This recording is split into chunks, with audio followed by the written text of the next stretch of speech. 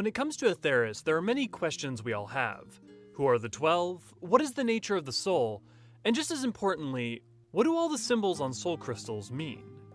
One set of item near all players have, but perhaps not all pay close attention to, are these chunks of rock.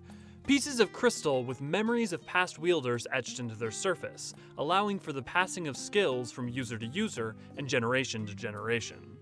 But we aren't here to talk about function, we're here to talk about form.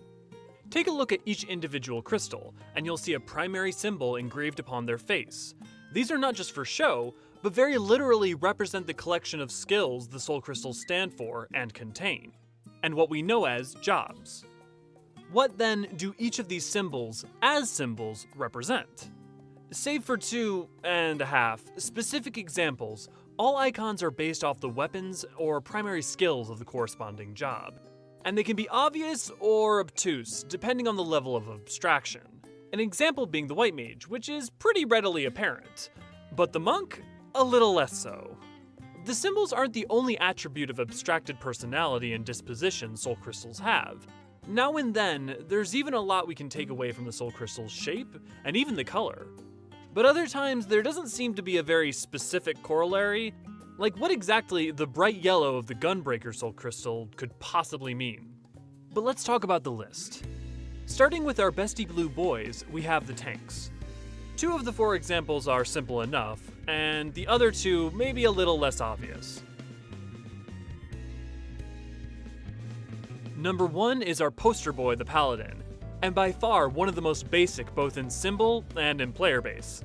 As a stalwart guard, the Paladin's symbol is its iconic shield, and reflecting its occupation as Defender of the Sultana for the Sultana-sworn Paladins, or Defender of the Realm for Free Paladins. There's not a lot to say about the crystal's traits beyond the shield icon.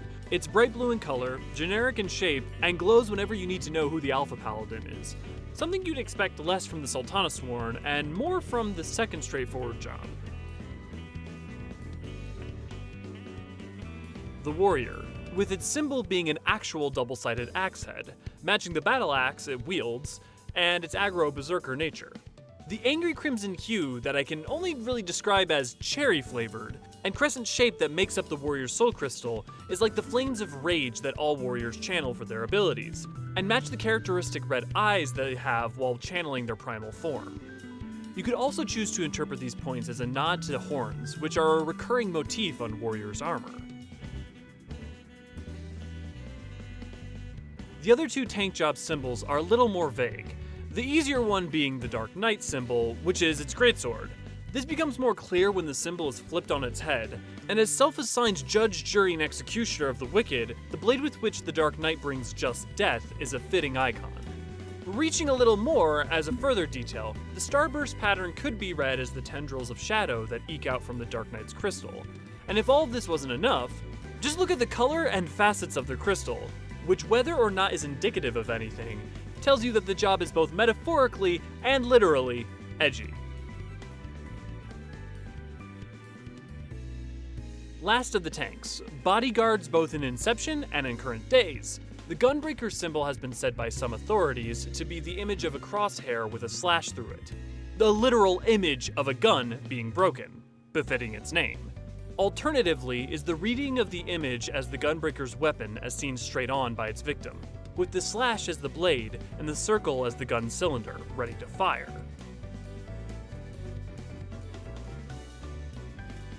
Now with tanks out of the way, we're on to our second pair of 4 with healers, like the White Mage, whose symbol is pretty self-evident as it's just its staff. As wise healers attuned to the elements of the world, the White Mage as a role is complemented with its crystal shape and color. A soft, calming white, its smoothed oval of a stone matching the history of its creation and purpose.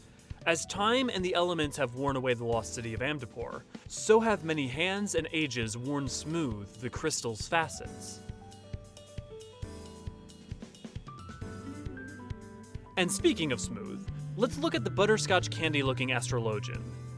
Be they from Sharlayan or Ishgard, the astrologian symbol is its cards, which are as or more archetypical than its astrolabe. The cards are easy to parse, 2 of them stacked together.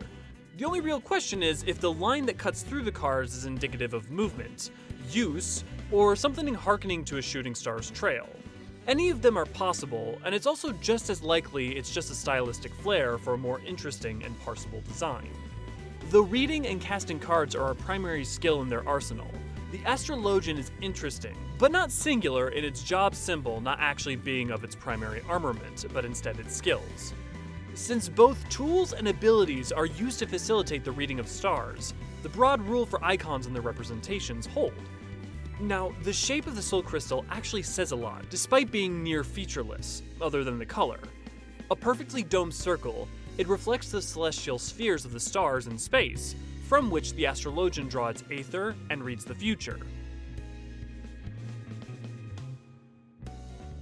And speaking of Charlian, so monadic practicing doctors of the Northern Empty, the sage symbol isn't hard to figure out.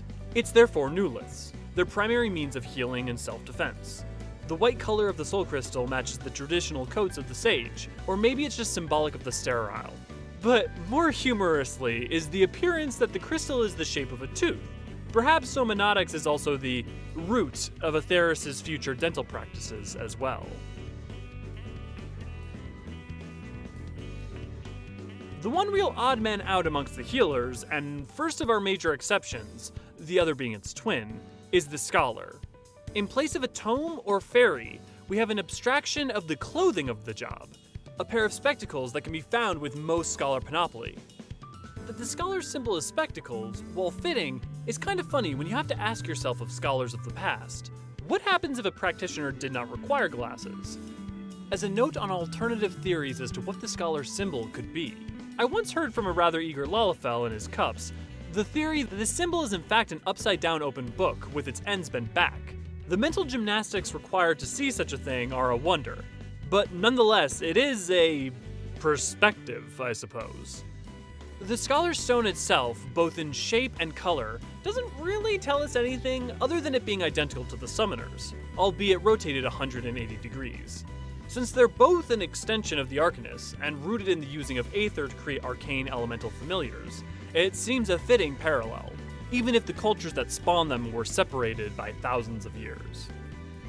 And now with blue and green jobs down, it's time for a cavalcade of red jobs, starting with the ones responsible for bringing the pain at close range. Like the monk, who, with a flurry of punches and as servant of the destroyer, are a rambunctious lot, and whose symbol is 3 parallel lines. At first underwhelming, it turns out there are multiple meanings to these lines, all of which are to do with the monk's weapon of choice. The symbol slashes represent the cuts of their clawed weapons, as well as lines made between the fingers by the 5 fingers of a monk's closed fist as it plunges towards its enemy. A real hash mark of death. The soul crystal shape also hides another little secret, as it matches one of their other weapons, the Hora, if you filled in its negative space. On to the Dragoon. The Dragoon, as lance-wielding, high-leaping, dragon blood armor-wearing soldiers of slaying, have a plunging spear as their symbol. But treat these lines as a neck, or horns, and this triangle as a head, and it also has the appearance of a dragon. With the spear as the symbol of its prowess, and the root of their power in the dragon, be it by male, blood, eye, or any combination thereof, the symbol ends up standing for all the facets of the job, especially if you treat the shape of the actual crystal as the aimed force and aerial trail of a Dragoon's signature jump, with its indigo color matching their armor.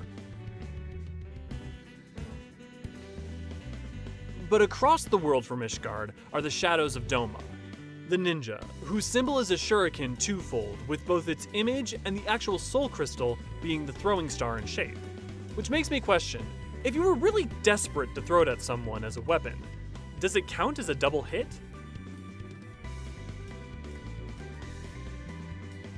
And while we're speaking about Othard, and harkening back to the Gunbreaker, we have the samurai, whose symbol is the image of a katana from above, with the blade near invisible and only the tsuba crossguard apparent.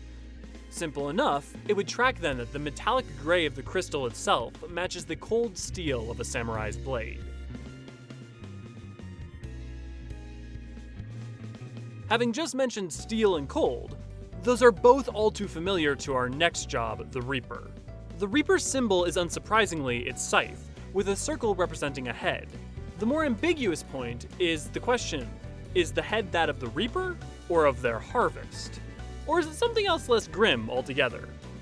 The pitch-black curved shape of the crystal also takes the shape of a scythe, with its more organic facets harkening onto the ethereal darkness of the Voidsent, with who, through the soul crystal, the reaper makes their pact. A true match for the Dark Knight's edge. Guns, bows, and chakrams, oh my, the range folk await. Starting with the songster extraordinaire, the bard, with their symbol, which is, unsurprisingly, a harp. Since a bard can use their bow to play music, either by its strings or the physical addition of a lyre into the weapon, the harp keeps with the trend of the battlefield weapons as symbols, despite not actually being a depiction of a bow. The actual crystal hides its own musical theme, as if you look close, it's an abstracted eighth note. The many varied forms of firearm are represented in the machinist's soul's crystal, and there's not really much else to say. It's a gun. I will say, however, that the actual crystal itself tells us two interesting things. As an incredibly young discipline, the soul of the machinists that exist are all newly minted within the past couple of years, crafted with intentionality and planned in mass quantities. The first observation, then, is the symbol of the job is carved intentionally into a soul crystal, and is not an image accrued as a byproduct of use or some other phenomena. And the second observation is that the clean edges and precise cuts of the crystal enhance the stone's more manufactured nature, compared to the many more organic shapes of the jobs that were made with less mechanical precision in mind and are far more ancient. This is also echoed with one of our jobs later on, but we'll get to that in a second.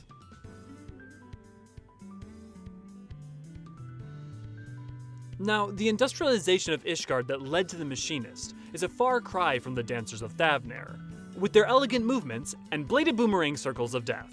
The symbol of the dancer is a lovely heart that represents said chakrams, as well as more vaguely the connection dancers have to bringing joy to people all over the world and relieving them of their despair. The pink lemonade-looking crystal seems to be the chakram writ large, but I'll leave that up to you. Regardless, it looks delicious. And now it's time for the big booms, the casters. Dealing with a symbol within a symbol again, the Black Mage's icon and soul crystal itself have the form of a comet. The reason requires a bit of context. Over 2,000 years ago, during the 5th Astral Era, a comet was going to crash into the star. The Maki Mage Shitoto devised the art of the Black Mage in order to stop it, and ended up becoming an associated symbol.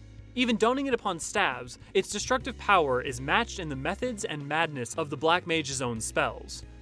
Which is to say nothing of our next contender. Part 2 in our dipartite clothing crystal is our Eggy Enforcer, the Summoner, whose symbol is the horn, and like the scholars, represents its panoply rather than its armament. So why a horn? Both in this world and others, the Summoner's horn is an iconic piece of imagery for the job, which uses it as a focus point of ethereal manipulation and control over their summoned beings. It also matches the scholar symbol in representing the job's classic headpiece, rather than any other part of its outfit. On the topic of foci and casting, the Red Mage's symbol at first seems pretty clear-cut, as an abstraction of their catalyst, which with their dueling sword makes up the Red Mage's weapon. But look closer. You'll see a combination of two symbols we explored prior, with the White Mage's staff and Black Mage's comet. Since Red Mages are inheritors of the practices of white and black magic from Andapur and Mach, this dual representation packs an incredible amount of meaning into a single symbol. If you need me to explain why the crystal is red, there is little I or any other can do to help you. Last but not least, our final symbol is the mask of the Blue Mage. As a potential third example of a symbol being a job's clothing, like with the Summoner and Scholar, the addition of the right flared line looks suspiciously like a Blue Mage's cane. This curious in-between matches up with the job's limited and odd nature.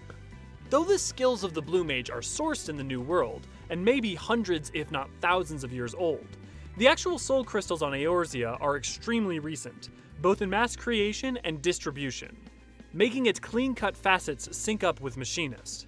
And as for color, Some mysteries must remain unanswered. 20 symbols later and we have our answers. And that about wraps it up. Although, I feel like I'm forgetting something. The classes! Lightning round! Gladiators use swords, marauders use axes, lancers lance things, pugilists punch things, archers wield bows, rogues their daggers, conjurers use wands, thaumaturges use fire spells, but I have no clue why there's a pot. Something to do with the thaumaturgists guild and incense? And the arcanists is an armillary sphere, which are tools rooted in tracking and charting celestial bodies, and can be used as teaching tools or for mathematic calculations, and which may have been used to track the flow of aether of the star, and with which the arcanist created the geometric patterns that act as the root of the spells of the arcanist, scholar, and summoner. And as arcanism comes from the South Sea Isles, it may have been used by the Lalafels there who originated the craft for their long sailing voyages. And all of this is totally different than the astrologians' astrolabe, we swear. Okay, that last one may have not been exactly a lightning round answer, but you get the point.